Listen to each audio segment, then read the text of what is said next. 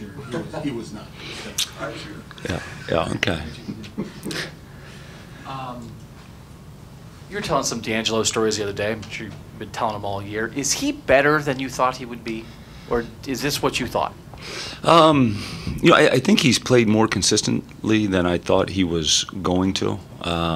He's had some ups and downs early on in the season, but he's been very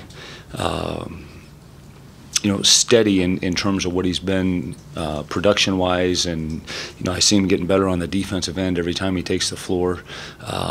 You never really know what to expect when new guys come in. You may have a gut feeling that, hey, this kid has a chance to be pretty good, but you don't know. There's just so many intangibles that go into a kid's development, and I give him credit. He's stayed the course for doing all the things he needs to do to get himself ready to play every time he takes the court.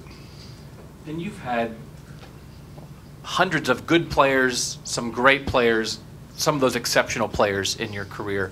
Do you feel like, do you coach everybody the same?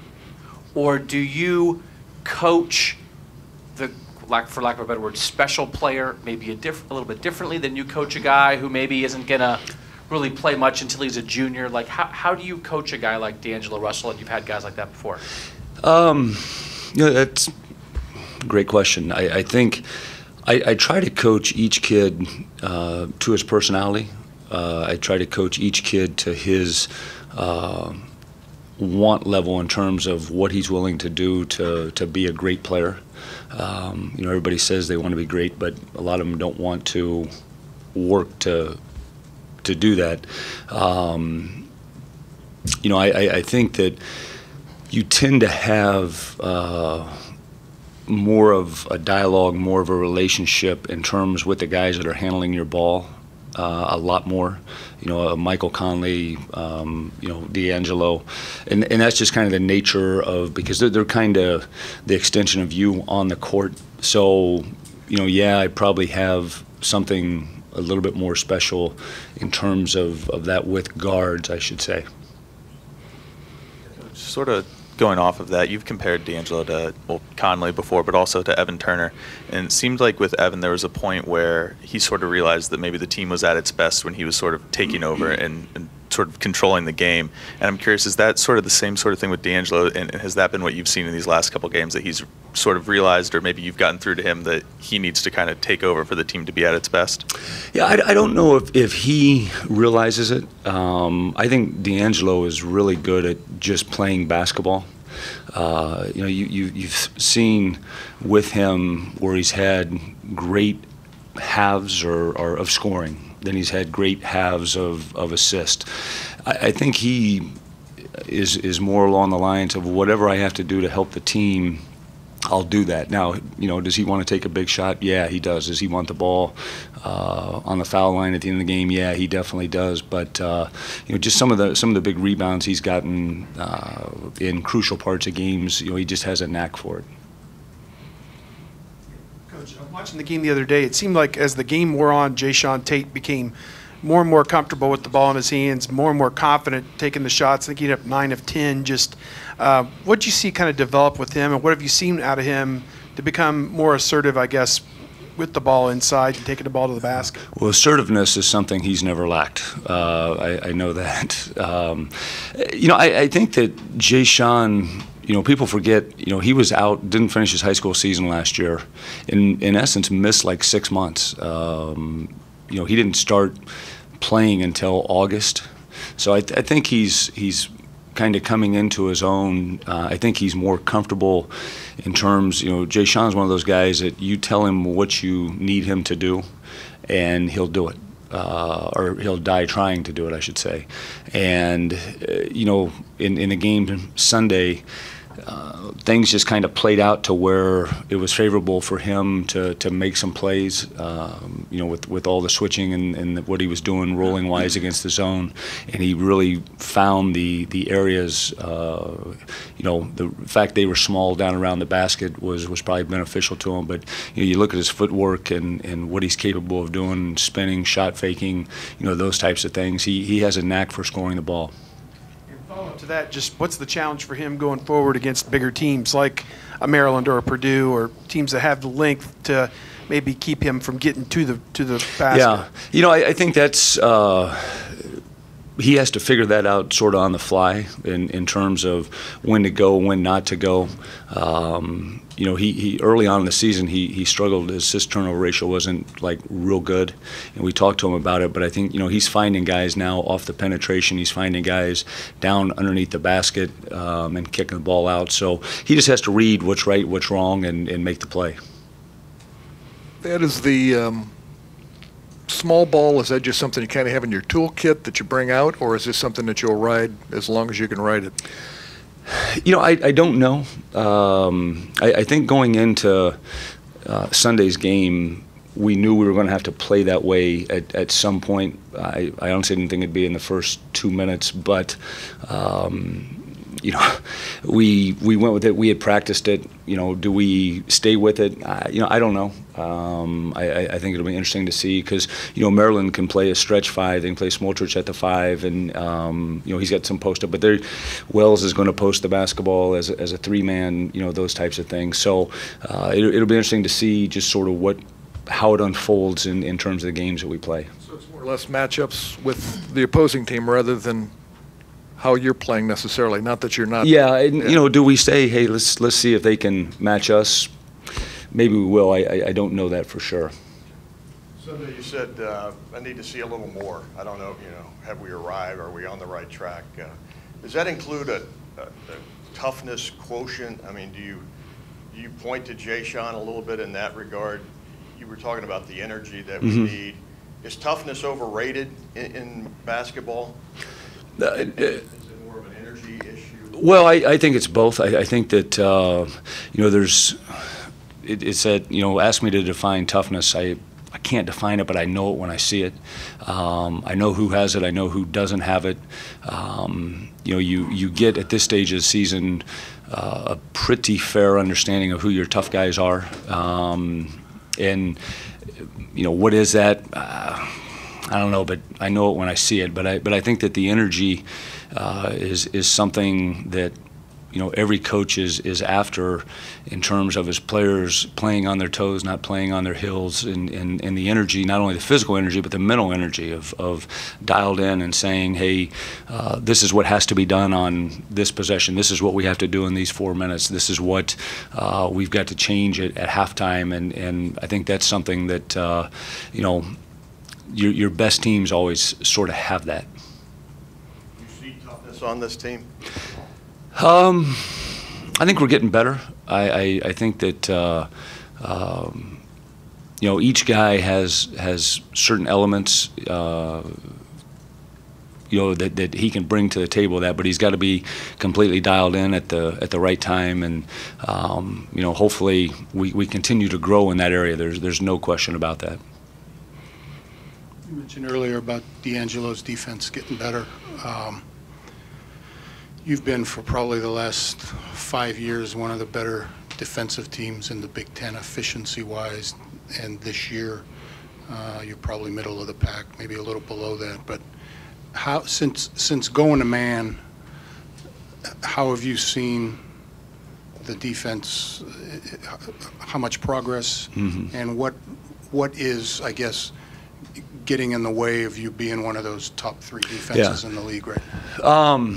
You know, I think for how our defense is growing, you know, a great defense is not where the ball is. They're kind of where the ball is going to be. And I think we're getting better in that regard of reading situations. I think our communication is getting a lot better defensively. You know, since we've played man now, we've basically seen everything that somebody can throw at us in terms of positioning and actions, ball screen sets, those types of things. So, you know, I don't think defense is ever second nature because of the constant movement, that sort of thing. But I think our guys have a better understanding of what we're trying to do rotation-wise, you know, ball pressure-wise, those types of things. Does the biggest problem continue to be the rebounding at that end. If you wouldn't give teams so many second chances, your efficiency might be better. Yeah, absolutely, absolutely. Because you look at the percentage that people score on offensive rebounds, it's usually pretty high. So we definitely got to rebound the basketball better. I don't know if this is an entirely fair comparison, but you coach David Lighty. Mm-hmm.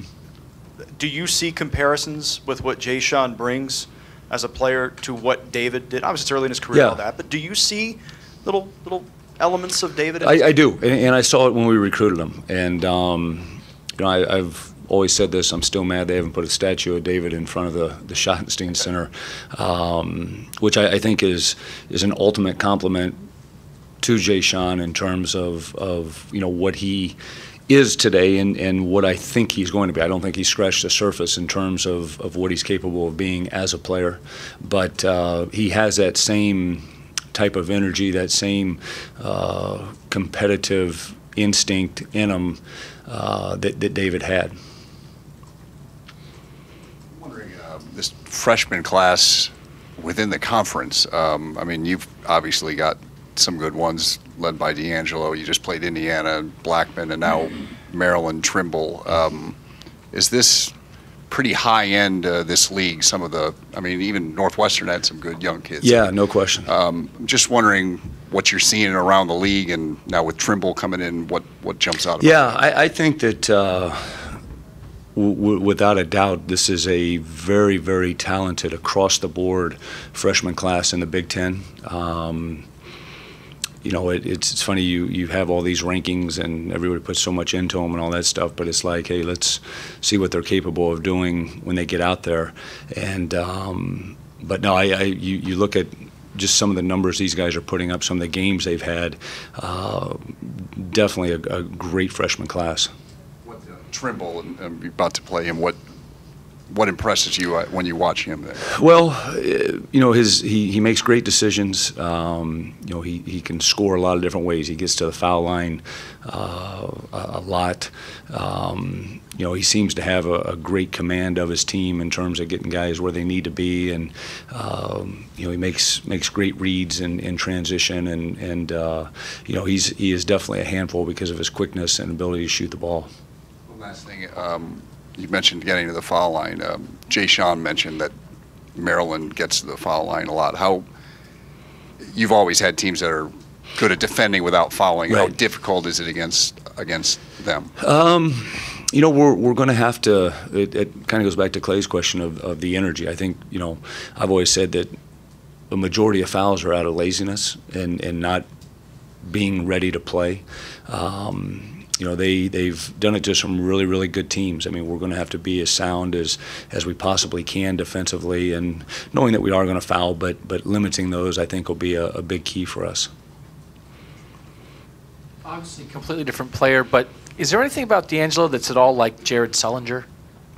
I'm just going through the guys that you had that came in as freshmen and immediately made a huge impact. Is there like anything that reminds you between those two guys? Well, the one thing I would say is both guys do a really, really good job of making plays that make us better. And let me explain that. When we had Jared that year, it was so fun to coach because if things broke down, you would just scream, throw it to Jared. And you knew he was going to get fouled, he's going to get a great shot, or he was going to find John or David or Will or whoever it was, and something good was going to happen. And I think D'Angelo kind of has that, into the shot clock, he can score, but he also finds guys and makes them better, which is kind of a luxury as a coach to have.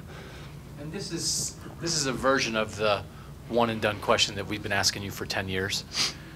At this stage in college basketball, for a guy like you, how much time do you put into roster management in terms of when you're piecing together recruiting classes, when you got to live in the moment, and right now you're trying to win a game, right? But the whole off season recruiting, I mean, is that like a big thing you're constantly sliding pieces around, or do you kind of just bring in good players and let the chips fall where they may? No, I wish it was that easy, but you have to have constant awareness of how your roster could change. And it's kind of become not only with the one and dones, but transfers now. I mean, guys are bolting like crazy. And, with that said, I think you as coaches, as a staff, we're constantly playing the hypothetical of what if this happens, what if this happens, what if this happens, and but it's not like we're an NBA team where we can call up and say, hey, can you send us so and so? We'll send you whatever. You got to go find the guys, and I think that the hardest part with that is you've got to find the right fit for your team, for your university, and all those things. And it's harder. Is it harder than it was 10 years ago? Yeah, no question about that. Yeah, I definitely agree with that. I mean, because you find now that kids they want nobody at their position when they're selecting a school. We have no guards. Yeah, it's golden opportunity. All right, guys. Thanks. You only have 3 guys on the team. Yeah, it's great. The thing about